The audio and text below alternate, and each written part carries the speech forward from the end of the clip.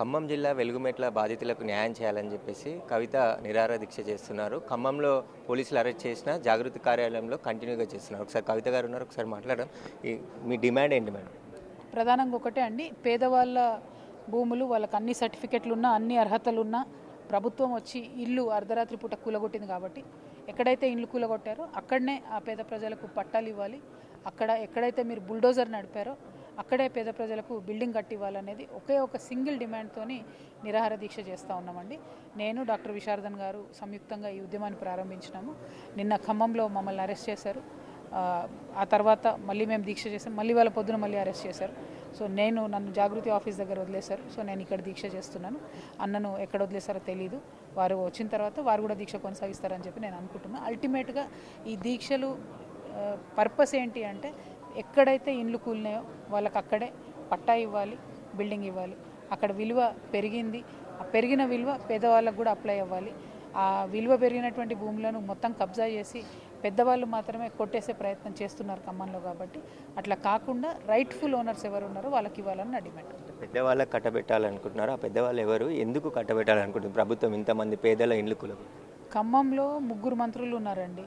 ఆ 3 మంత్రులు కలిసి ఈ 30 ఎకరాలు పేదవాళ్ళకు తీసేసి, 30 ఎకరాల్లో ఉన్న పేదవాళ్ళని తీసేసి పెద్దవాళ్ళకి ఇవ్వాలనుకుంటున్నారని స్పష్టంగా తెలుస్తుంది. ఎందుకంటే పొంగులేటి శ్రీనివాసరెడ్డి గారు ఒక స్టేట్మెంట్ ఇచ్చారు, అందులో కొంతమంది అనర్హులు ఉన్నారు అని. అంటే అర్హులు కూడా ఉన్నారనే కదా అర్థం. అర్హుల ఇల్లు ఎట్లా కూలగొడతావు నువ్వు? ఎందుకంటే భూదాన్ భూమిలోకి వెళ్ళి ప్రభుత్వం కలెక్టర్ ఎట్లా కూలగొడతావు వితౌట్ నోటీస్? దట్టు ఎగ్జామ్ సీజన్లో చిన్నపిల్లలు ఉండగా వాళ్ళ హాల్ టికెట్స్ బుల్డోజ్ చేస్తావు, ఎట్లా చేస్తాం? అది ఇంపార్టెంట్.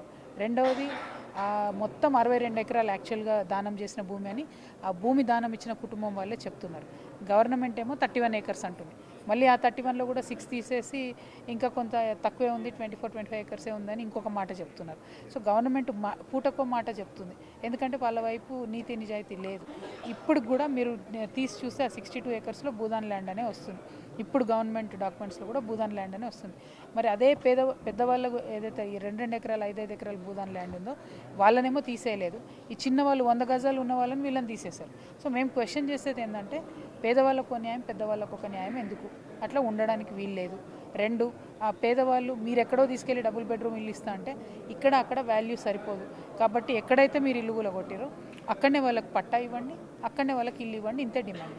అంటే మీరు నిన్న బాధితులు ఉన్నటువంటి పునరావాస కేంద్రానికి కలెక్టర్ కానీ ఆర్డీఓ కానీ రావాలని డిమాండ్ చేశారు. కానీ నిన్న సాయంత్రం వరకు కూడా రాలేదు. ఇప్పుడు మీరు నిరాదీక్ష చేస్తున్నారు కాబట్టి ప్రభుత్వం దిగి వస్తుంది అనుకుంటున్నారు. అంటే నిన్న ఆర్డీఓ గారు పోయి వచ్చినట్టున్నారండి.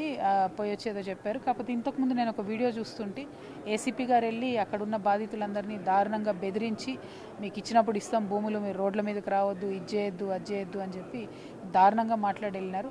అది కరెక్ట్ వైఖరి కాదు. పోలీసులను ప్రభుత్వం ఈ విధంగా ప్రజల మీదకి వదలడం అన్నది కరెక్ట్ కాదు. పోలీస్ అన్నది ప్రజల్ని ప్రొటెక్ట్ చేయడానికి ఉన్నది, బెదిరియడానికి లేదు. వాళ్ళ రైటు, వాళ్ళ హక్కు. ఇల్లు పోయినటువంటి ఆవేదనతో ఒకడు ధర్నా వేస్తాడు, అంత మాత్రాన బెదిరించడం ఎందుకు? సో ప్రభుత్వం దిగి వచ్చేదాకా చేయాలన్నది మా ఉద్దేశం. ఎందుకంటే ఇది ఇక్కడే కాదు, మూసీ దగ్గర మనం ఇదే చూసినాం. పేదవాళ్ళకు ఒక న్యాయం, పెద్దవాళ్ళకు ఒక న్యాయం. మనము లగచర్లలో అదే చూసినాం. ఖమ్మంలో పోడు భూముల విషయంలో అదే చూసినాం.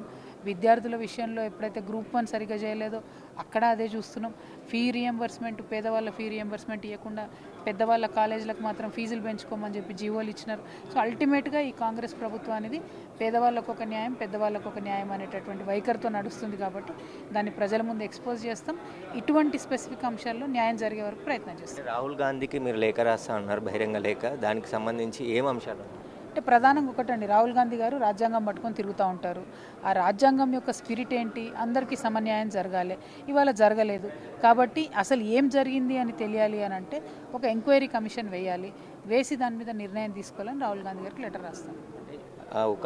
ఈ ఖమ్మం జిల్లానే కాదు, హైదరాబాద్లో కూడా మీరు మొన్న నార్సింగ్ దగ్గర కూడా నిరసన తెలిపారు. అనేక చోట్ల బడా బిల్డింగ్లు కడుతున్నారు కానీ పేదలే కూలగొడుతున్నారు. దీనిపై ఎగ్జాక్ట్లీ అండి. అంటే మొన్న నేను నార్సింగి దగ్గర నిరసన వ్యక్తం చేసిన బిల్డింగ్ అయితే అది లిటరలీ మూసిల్నే ఉంది. అది 5 నుంచి 9 మీటర్ల లోపలనే ఉంది. నిన్న సీఎం గారు ఏం మాట్లాడుతున్నారు? ఒక నది ఉంటే 50 మీటర్ల వరకు బిల్డింగ్ ఉండొద్దు అన్నారు. మరి సీఎం గారు ఆ బిల్డింగ్ చూడాలి. మొన్న మేము ప్రొటెస్ట్ చేసింది వారికి కూడా ట్వీట్లో ట్యాగ్ చేస్తాం మేము. లిటరలీ 5 to 9 మీటర్స్ మధ్యలో ఉందండి. సో పేదవాడికి ఒక న్యాయం, పెద్దవాడికి ఒక న్యాయం అప్లై అవుతుంది కదా. పైగా ముఖ్యమంత్రి గారు ఎంత దారుణంగా మాట్లాడారంటే జీరో వాల్యూ ప్రాపర్టీస్, ఆ మధు పార్క్ రిడ్జ్ అపార్ట్మెంటు నేనే ఏదో దయతో మీకు ఏదో ఇస్తున్నాను అన్నట్టుగా మాట్లాడినారు. రెట్రాస్పెక్టివ్గా జీవో అప్లై చేయడానికి ఉండదండి.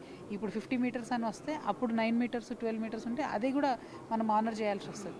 కానీ అట్లా కాకుండా ముఖ్యమంత్రి గారు జీరో వాల్యూ అని చెప్పడం మాత్రం కేవలం ప్రజాస్వామ్యాన్ని కూనీ చేయడమే, పేదల వ్యతిరేక విధానమే అని నేను నమ్ముతాను. చివరిగా మీరు లఘుమెట్లకు సంబంధించి ఏం డిమాండ్ చేశారు బాధితులు? వెలుగుమెట్లకు సంబంధించి ఒకటే చెప్తా ఉన్నామండి. ఆ బాధితులు ధైర్యంగా ఉన్నారు, నిన్న అద్భుతంగా పోరాటం చేసినారు. వారిని పోలీసు వాళ్ళు వెళ్ళి బెదిరిస్తున్నారు, అది కరెక్ట్ కాదు. 2, నన్ను డాక్టర్ విశారదన్ గారిని అరెస్ట్ చేశారు.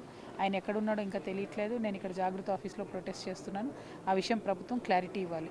మాతో పాటు ధర్నా చేసిన దాదాపు 100 మంది కార్యకర్తలు, 13 మంది కార్యకర్తలు మిస్సింగ్ ఉన్నారు. వాళ్ళు ఎక్కడ ఉన్నారో చెప్పాలి. మాతో పాటు 33 మంది మీద కేసులు పెట్టినారు. ఎందుకు పెట్టినారో, ఏం కేసో చెప్పాలి. ఇవి పక్కన పెడితే బాధితులకు సంబంధించి వెంటనే ఆ షెల్టర్ ఏదైతే ఉందో, ఎక్కడైతే వాళ్ళందరినీ పెట్టారో అక్కడ కొంచెం ఫెసిలిటీస్ ఇవ్వాలి గవర్నమెంట్. మిగతా లాస్ట్ అంశం, ఎక్కడైతే మీరు ఇల్లు కూలగొట్టారో వాళ్ళది అక్కడే పట్టా చేసి ఇవ్వాలి. ఎందుకంటే వాళ్ళు ఆల్రెడీ అప్లై చేసుకొని ఉన్నారు, వాళ్ళకి భూదాన్ ల్యాండ్ సర్టిఫికేట్ ఉంది కాబట్టి అక్కడే పట్టా ఇవ్వాలి, అక్కడే ఇల్లు కట్టివ్వాలి. ప్రభుత్వం స్పందించే వరకు నిరాదీక్ష కంటిన్యూ చేస్తారు. అదే అనుకుంటున్నాను, అదే ప్రయత్నంలో ఉన్నాను. Thank you. అయితే బాధితులకు న్యాయం జరిగే వరకు కూడా నిరాదీక్ష చేస్తామని చెప్పేసి కూడా కవిత చెప్తున్నారు. ప్రస్తుతం చాలామంది తెలంగాణ వ్యాప్తంగా అన్ని జిల్లాలకు సంబంధించిన కార్యకర్తలు దీక్షకు మద్దతుగా వచ్చి ఒక్కొక్కరుగా మద్దతు తెలుపుతున్నారు. కెమెరామెన్ శంకర్తో సురేష్, బిగ్ టీవీ, హైదరాబాద్.